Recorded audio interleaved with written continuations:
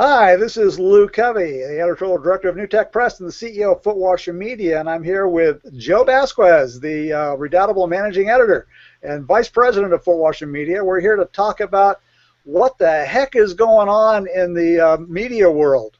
All kinds of bad stuff seems to be happening with the announcement about how social media isn't doing anything with advertising and all the people that are being disappointed about the aspect, but I'm still not sure that we're there yet. What do you think, Joe? So, Lou, you and I talk about communications and social media and business pretty much on a daily basis. And I said something last week that kind of took you back for a minute. And now that you've had a weekend to kind of think about it and dig into it a little bit deeper, I kind of want to get your thoughts on this. And what I said to you last week was, there's really no shortage of surveys and articles written by quote-unquote experts that say companies are their own publishers now, and this is just the way it is, and it's an accepted fact. And what I said to you that made you think was, I disagree with that. I don't think that's the case. And if you look at these surveys and you look at these articles, in almost every case, about 97% of them, they only take into account large multinational corporations. So they're only talking about the Intels, the Qualcomms, the Fords, Toyotas, big guys, Red Bull, right? Yeah.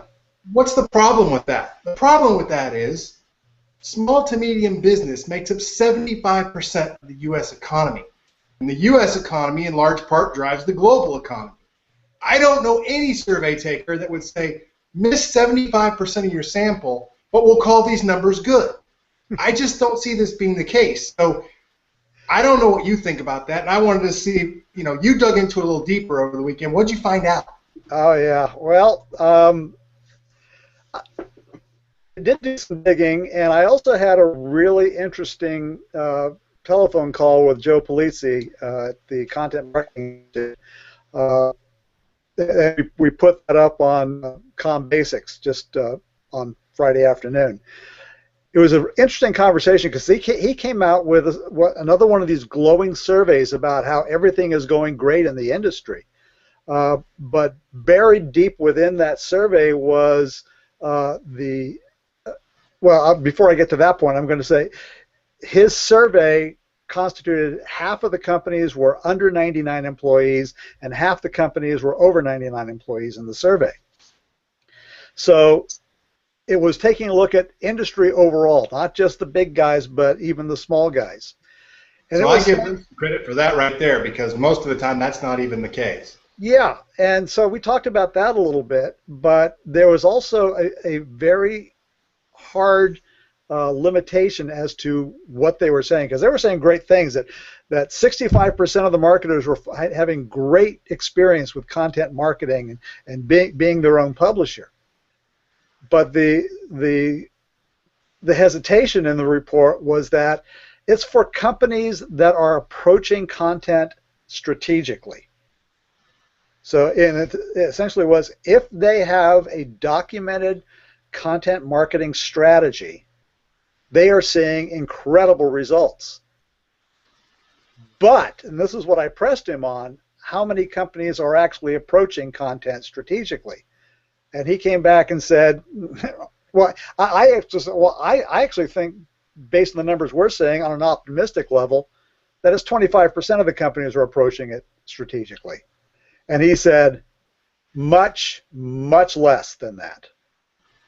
So in the conclusion of our talk was, we're still at the leading edge of all this stuff. We haven't nearly reached market saturation of people approaching this new social technology and the idea of content driving your relationships to a point where it's actually an industry-wide issue. And he flat out said that Content Marketing Institute has an easy job because all they have to do is gather the data and report it. We have the harder job because we're actually trying to convince people to approach content strategically. So, and that actually changes everything, right? Because that means that rather than saying to a company we're talking to, you know what this is because everybody's doing it, we have to go in and educate them on what this is and educate them on how important the strategy is. I used to say to you all the time, everybody has a Facebook page, everybody has a Twitter, and you ask them why they do it, and they say, because everybody does it. Yeah. Okay, you've got this great channel, but you've got no strategy behind it. You've got no way to use it. You don't know what to put up there. Yeah. And I'm seeing more and more reports coming back where people say, okay, you've got to at least have a why as to what you're doing. There is no strategy to it, and that's where the problem is. Where we're running into every day.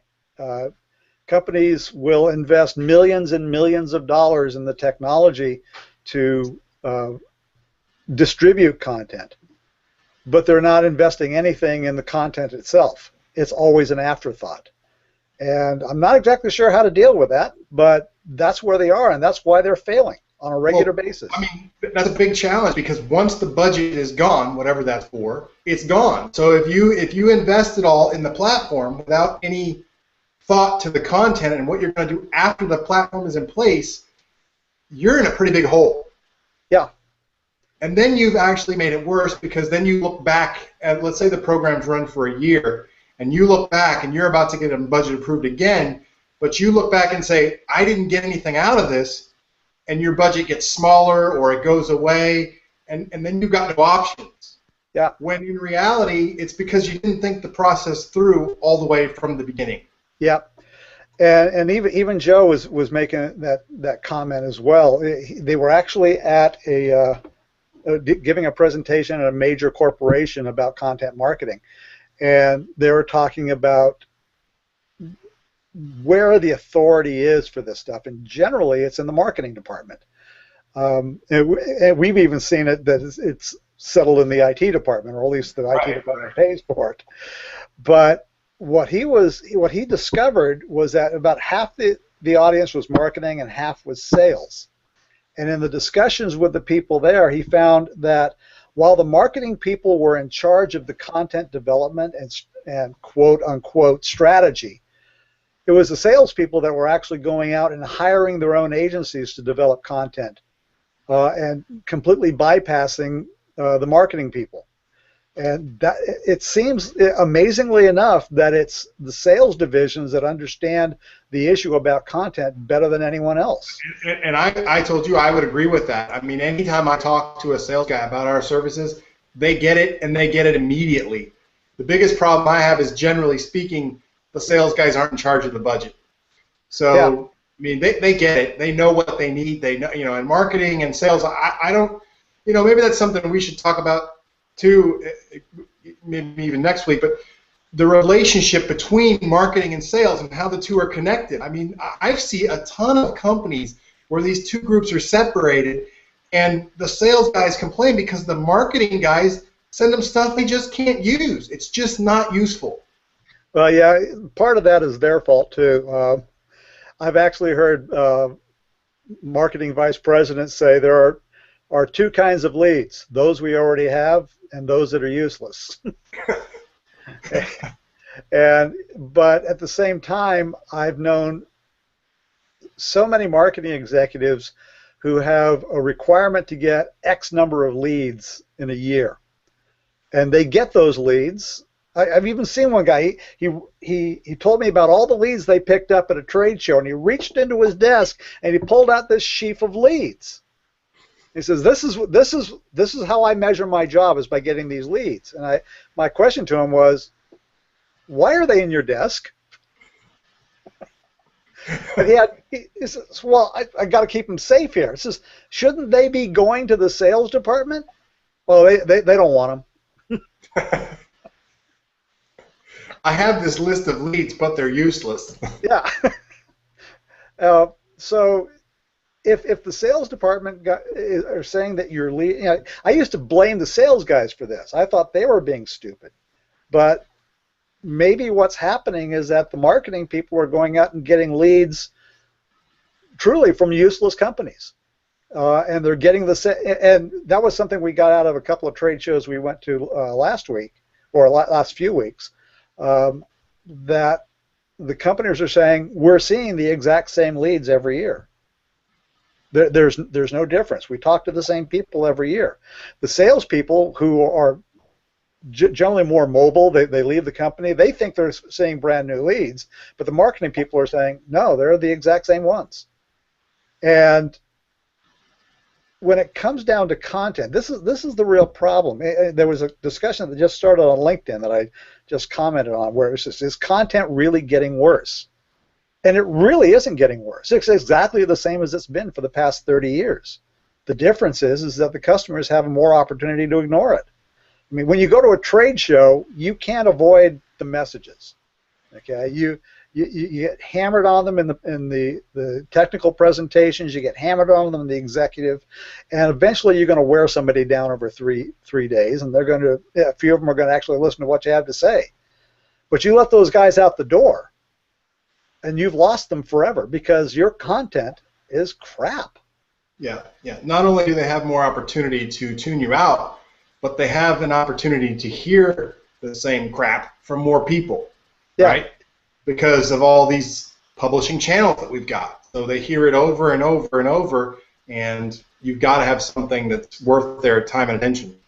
So Joe, let me put this back on you. What's the answer? How do we change this?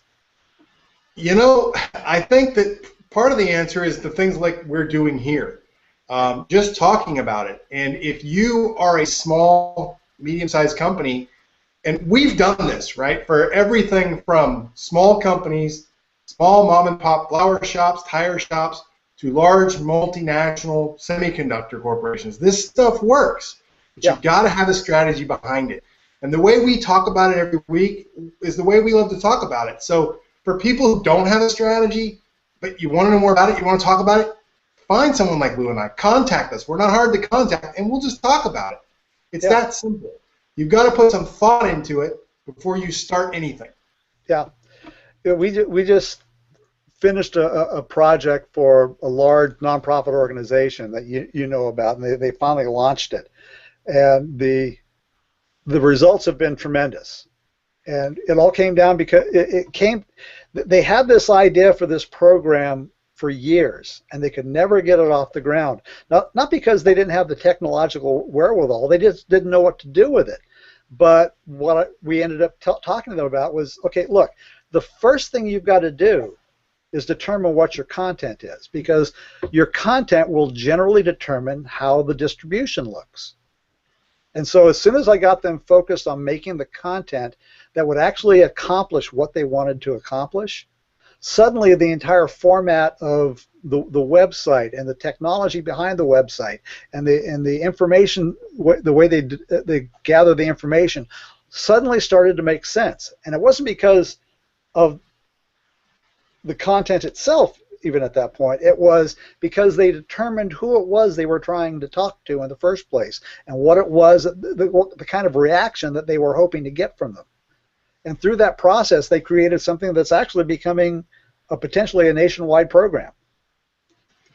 I think the really interesting thing, too, for anybody who's just starting out is that this is not, I mean, you and I talk about it in terms of communication. It's not just about communication. It is fundamentally a new way of doing business.